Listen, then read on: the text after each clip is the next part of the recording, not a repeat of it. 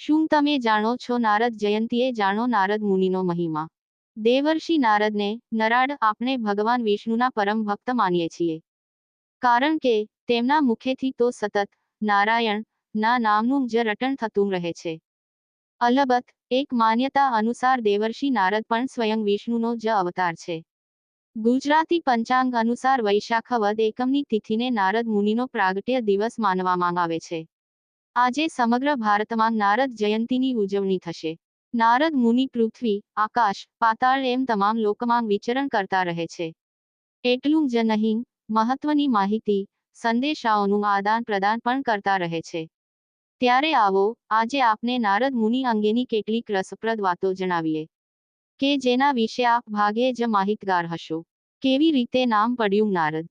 સૌથી પહેલાં એ જાણીએ કે તેમનું નામ નારદ કેવી રીતે પડ્યું. શાસ્ત્ર અનુસાર નારનો અર્થ થાય છે જળ. નારદજી જ્ઞાન, જળ અને તર્પણ કરવાનું કામ કરે છે. એટલે જ તે નારદના નામથી ઓળખાયા. એવી પણ માન્યતા છે કે નારદજી સ્વયં બ્રહ્માજીના કંઠમાંથી ઉત્પન્ન થયા છે. તેમને સંગીત, વ્યાકરણ, ભૂગોળ, ઇતિહાસ, પુરાણ, જ્યોતિષ, યોગ વગેરે શાસ્ત્રોમાં પારંગત માનવામાં આવે છે. વિષ્ણુનો જ અવતાર. દેવર્ષિ નારદને આપણે ભગવાન વિષ્ણુના પરમ ભક્ત માનીએ છીએ. કારણ કે તેમના મુખેથી તો સતત નારાયણ ના નામનું જ રટણ થતું રહે છે. અલબત્ત એક માન્યતા અનુસાર દેવર્ષિ નારદ પણ સ્વયં વિષ્ણુનો જ અવતાર છે. શ્રી વિષ્ણુના પૂર્ણાવતાર ઉપરાંત તેમના અંશાવતાર પણ થયા છે. નારદ મુનિ તે જ અંશાવતારમાંથી એક મનાય છે. અને શ્રીહરિના 24 અવતારોમાં તેનો સમાવેશ થાય છે. સ્વયં પરમપિતા બ્રહ્માજીએ આપ્યો શ્રાપ. નારદ મુનિને પરમપિતા બ્રહ્માજીના માનસ પુત્ર માનવામાં આવે છે. આપને જણાવી દઈએ કે નારદજીને સ્વયં તેમના પિતા બ્રહ્માજીએ જ શ્રાપ આપ્યો હતો કે તે કોઈ પણ સ્થાન પર સ્થિર નહીં રહે. એટલે કે સતત ભ્રમણ કરતા રહેવાનો તેમને શ્રાપ છે. વાસ્તવમાં બ્રહ્માજીએ નારદજીના પ્રાગટ્ય બાદ તેમને સંસાર બનાવી સૃષ્ટિનો વિસ્તાર કરવાની આજ્ઞા કરી હતી. પરંતુ નારદજીને તો સંસારમાં નહીં, માત્ર શ્રીવિષ્ણુની ભક્તિમાં જ રસ હતો. તેમણે બ્રહ્માજીની આજ્ઞાનો અનાદર કર્યો.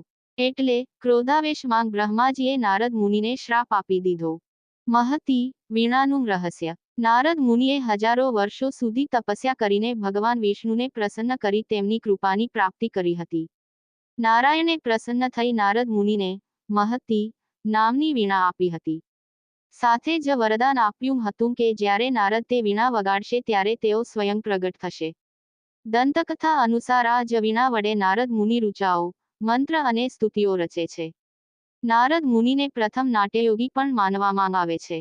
પૂર્વજન્મનું રહસ્ય. પૌરાણિક કથાઓ અનુસાર પોતાના પૂર્વજન્મમાં નારદ ઉપબર્હણ નામના ગંધર્વ હતા. તેમને પોતાના રૂપનું બહુ અભિમાન હતું. એકવાર સ્વર્ગમાં અપ્સરાઓ અને ગંધર્વ ગીત, સંગીત અને નૃત્યથી બ્રહ્માજીની ઉપાસના કરી રહ્યા હતા. ત્યારે ઉપબર્હણ સ્ત્રીઓ સાથે ત્યાં આવ્યા અને રાસલીલા કરવા લાગ્યા. આ જોઈ બ્રહ્માજી અત્યંત ક્રોધિત થઈ ઉઠ્યા અને તે ગંધર્વને શ્રાપ આપ્યો કે તે શૂદ્ર યોનિમાં જન્મ લેશે. ત્યારબાદ ગંધર્વનો જન્મ એક દાસીના પુત્રના રૂપમાં થયો. માતા અને પુત્ર સાચા મનથી સાધુ સંતોની સેવા કરતા હતા. નારદ મુનિ બાળકના રૂપમાં સંતોનું એઠું ભોજન ગ્રહણ કરતા, જેનાથી તેમના મનના દરેક પાપ નષ્ટ થઈ ગયા. તેમનું મન પ્રભુને પામવા વ્યાકુળ બન્યું અને પછી બ્રહ્માજીના માનસ પુત્ર રૂપે તેમનું પ્રાગટ્ય થયું.